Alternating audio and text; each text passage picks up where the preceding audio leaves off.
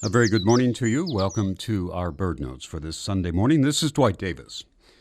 The usual image of bird watching has to do with perhaps a May morning, the trees leafed out in new greens, and the smiling birder discovering warblers decked out in their brilliant spring colors.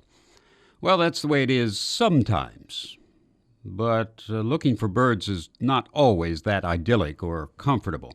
Just ask anyone who has participated in a Christmas count on a dark December morning with the temperature around 25 degrees. These sorts of thoughts ran through my mind as I looked out over a field on the eastern shore recently.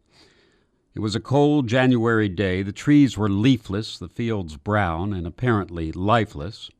But there are birds to be seen under those conditions. As a matter of fact, there are some birds that are most likely to be found in plowed-under corn and soybean fields only in the winter in our area.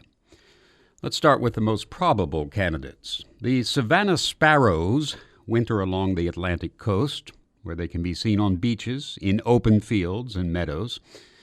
And by the way, I say sparrows plural because the savanna sparrow comes in different sizes, different races, different colorings. The classification of this bird is a bit murky. The American pipit nests in Canada and winters in the south of the U.S. It's a somewhat sparrow-like bird, but it walks rather than hops like sparrows across open fields and pastures. The horned lark prefers barren ground and in the winter may mix with flocks of other open country birds. This brownish bird has black facial markings and two small tufts of feathers on its head, thus its name. Another sparrow that can be found in meadows and fields in the winter is the Vesper sparrow. It resembles a song sparrow, but has white outer tail feathers, as does, by the way, the pipit that we just mentioned. Snow buntings live up to their name by being mostly white in nesting season and by appearing to enjoy the snow. Snow buntings visit our fields and seashores in the wintertime, showing brown in their winter plumage.